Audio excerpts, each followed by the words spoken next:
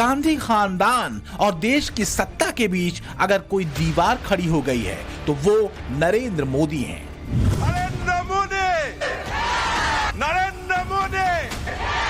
नरेंद्र मोदी से पहले भी गैर कांग्रेसी सरकारें रहीं।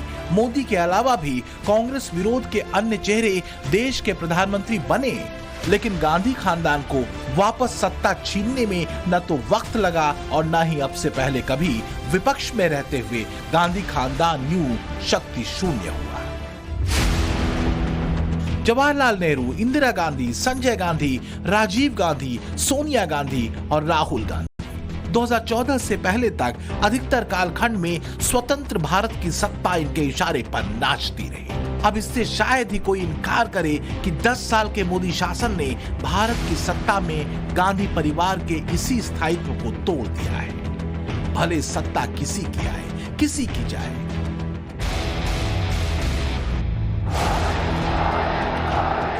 इसलिए यह अनायास नहीं कि 2024 के चुनाव में अचानक मोदी का परिवार विपक्ष के हमले का मौजू बन गया है। मोदी को गाली देने वाली कांग्रेस और उसके दोस्तों ने आजकल कहना शुरू किया है कि मोदी का परिवार नहीं है। उनकी गाली के जवाब में पूरा देश खड़ा हो गया है। पूरा देश कह रहा है कि मैं हूं मोदी का परिवार।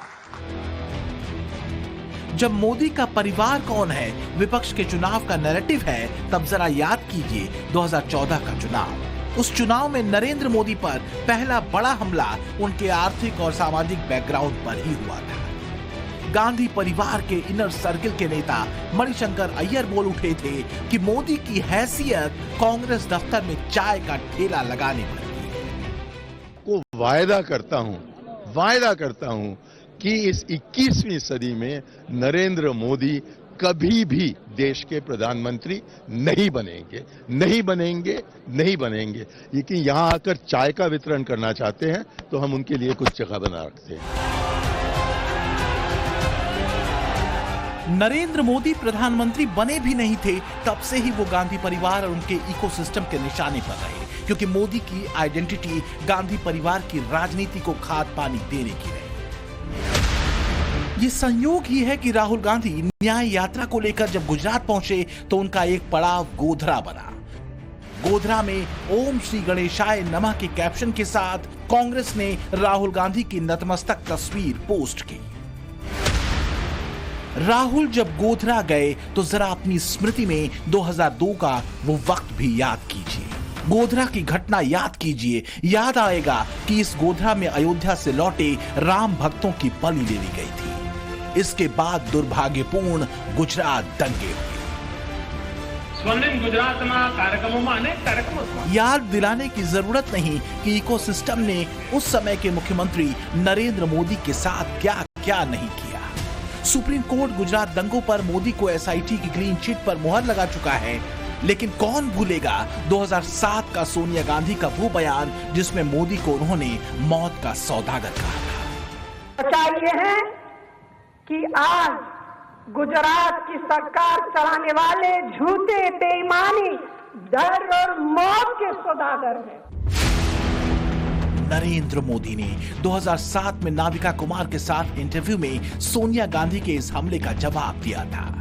जब श्रीमती सोनिया गांधी ने गुजरात की धरती पर पहली सभा में मुझे मौत के सौदागर के रूप में जब उन्होंने ललकारा, तो लोकतंत्र में ये मेरा अधिकार बनता है, ये हमारा दायित्व बनता है कि जनता के पास सत्य पहुंचाना चाहिए।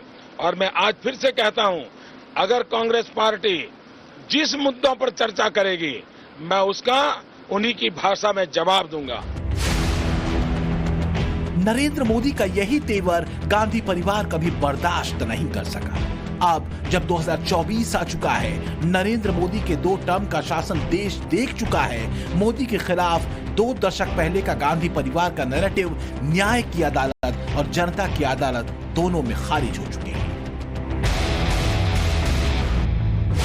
और काल चक्र ऐसा बदला कि मोदी 500 वर्षों के इंतजार के बाद अयोध्या में बने भव्य राम मंदिर के अनुष्ठान में श्रद्धान्वित हो गए। और सोनिया गांधी निमंत्रण पाकर भी अयोध्या जाने का फैसला न कर सकी। तो फिर अपने शासन में हिंदुओं के आराध्य राम को काल्पनिक बता चुके गांधी परिवार को आज मोदी पर हमले के लिए राम मंदिर को ही बहाना क्यों बनाना पड़ रहा है? भले उस हमले के तथ्य और कथ्य कुछ भी हो। राष्ट्रपति आदिवासी हैं हैंगे ना? ठीक है। राम मंदिर का इनॉग्रेशन हुआ, आपको टीवी पे उनका चेहरा दिखा? क्यों नहीं? हिंदुस्तान की राष्ट्रपति हैं, मगर उनको सीधा मैसेज दिया गया कि राम मंदिर के इनॉग्रेशन में आप राष्ट्रपति हो, कुछ भी हो, आप आदिवासी हैं, आप अंदर नहीं आ सकती हैं। नरेंद्र मोदी पर हमले के लिए गांधी परिवार ने अडानी अंबानी का भी मुद्दा गढ़ा है। अब अग्निवीर को लाना पड़ा, क्यों? जो ट्रेनिंग का पैसा था, पेंशन का पैसा था, वो अब ये जवानों को नहीं देना चाहते। कहते भैया ट्रेनिंग में, पेंशन में, कैंटीन में क्यों दें तुम्हें, अगर हम वो पैसा अडानी को दे सकते हैं। आप जानते हो कि नरेंद्र मोदी जी ने हिंदुस्तान के सबसे बड़े अरबपतियों का कितना कर्जा माफ किया? नहीं, मैं टेस्ट ले रहा हूं आपका। नहीं, 10 लाख करोड़ नहीं, गलत। ये 16, तुम्हारा नाम क्या है? तुम्हारा नाम क्या है? कौशल। 16 लाख करोड़, बिल्कुल सही। अब मुझे बताओ, नरेंद्र मोदी ने किसानों का कितना कर्जा माफ किया? मजदूरों का कितना कर्जा माफ किया? छोटे व्यापारियों का कितना माफ किया? मोदी पर इस तरह के हमलों में गांधी परिवार की सोच कहां-कहां तक पहुंच जाती है, ये प्रियंका गांधी वाड्रा के 2023 के चुनावी भाषण में उजागर हुआ था। और कोई मुझे बता सकता है कि अडानी जी बनाते क्या है? आपको याद है टाटा, बिरला, ये नहीं है कि इस देश ने कभी बड़े बड़े उद्योगपति देखे नहीं।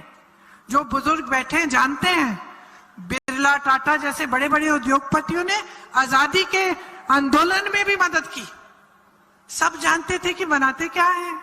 टाटा की ट्रक, गाड़ियां, फिर आपने देखा कि चलो दांत मंजन कोई बना रहा है, कोई कपड़े बना रहा है, कोई साड़ियां बना रहा है, कोई पुस्तक बना रहा है। ये तो मान जानते थे ना। मैं पूछना चाहती हूँ, कोई मुझे बता सकता है कि अडानी जी क्या बना रहे हैं?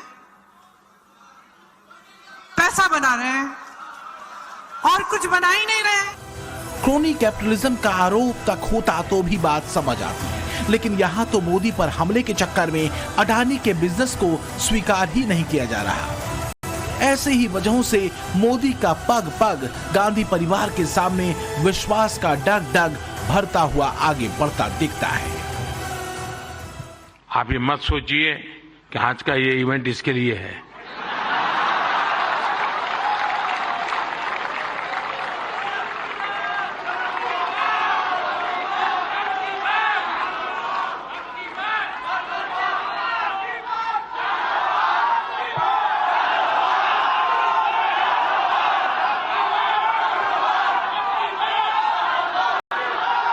और मैं आपको गारंटी देता हूं कि हो सका तो नेक्स्ट शिवरात्रि पर भी, या तो डेट कोई और हो सकती है, या ऐसा कार्यक्रम मैं ही करूंगा।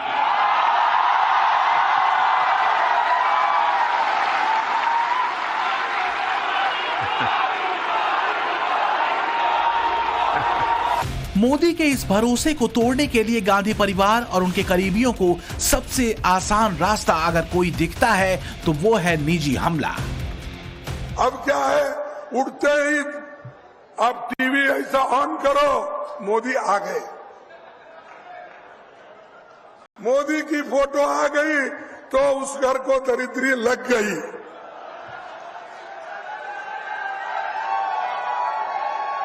तो वो विकास चाहते नहीं, गरीबों की भलाई नहीं चाहते। ये बात सही है कि न्यूज से लेकर प्रचार माध्यमों में नरेंद्र मोदी छाए हुए हैं, लेकिन अब ऐसा व्यक्तिगत हमला गांधी परिवार के कैंप से मोदी पर हुआ तो ये बात भुला दी गई कि नीति आयोग के आंकड़ों के मुताबिक मोदी के 10 साल में 25 करोड़ लोग मल्टी डायमेंशनल पॉवर्टी यानी बहुआयामी गरीबी से बाहर आ गए।